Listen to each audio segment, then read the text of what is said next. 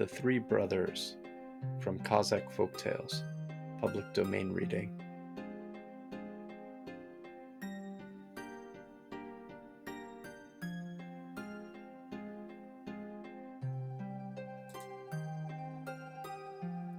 The Three Brothers.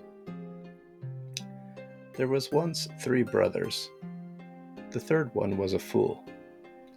In their little garden grew apple trees that were made of gold, and not far off lived a hog that had taken a fancy to these apples. So the father sent his sons into the garden to guard the trees. The eldest brother went first, and sat and watched till he was tired of watching and fell asleep.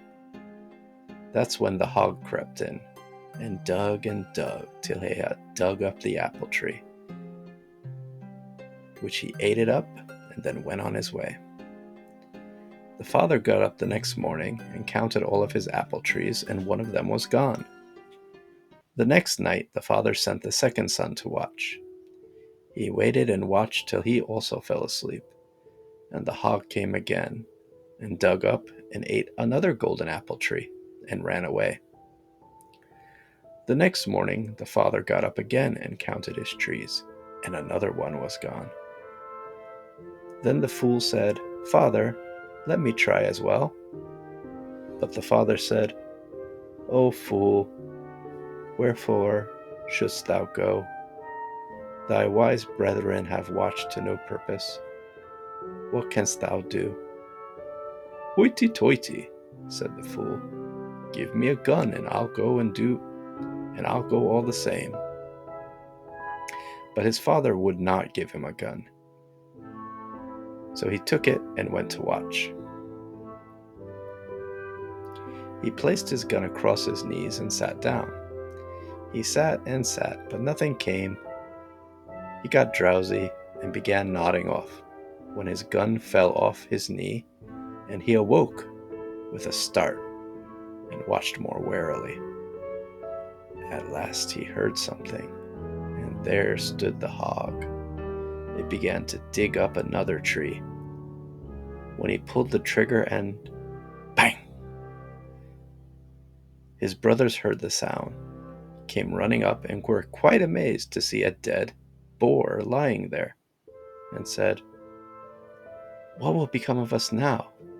Let us kill our foolish brother," said the eldest brother, "and bury him in that ditch, and then we'll say we killed the hog." So they took and slew their younger, foolish brother, and buried him in the ditch. And then they took the apple-stealing hog to their father, and said, "While we were watching, this hog came up and began digging. So we killed him, and have brought him to you."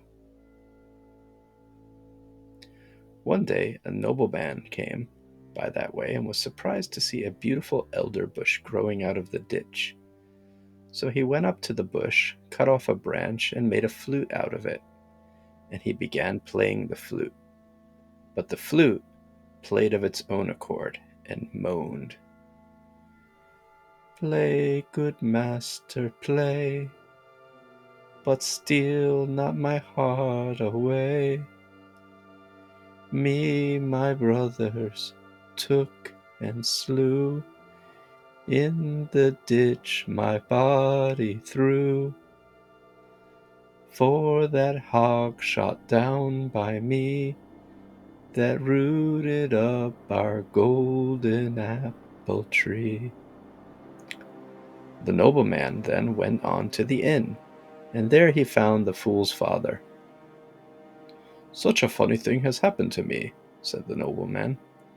"I went and cut me out a flute from an elder bush, and lo, it plays of its own accord."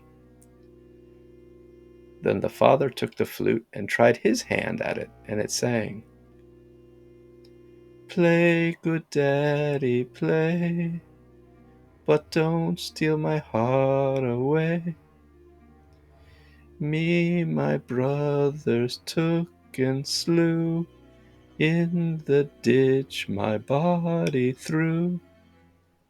For that hog shot down by me, that rooted up the golden apple tree.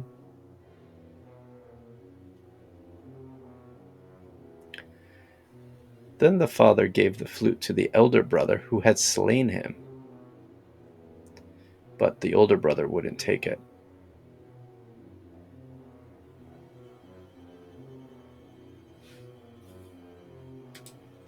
Excuse me. The father gave the flute to his younger brother.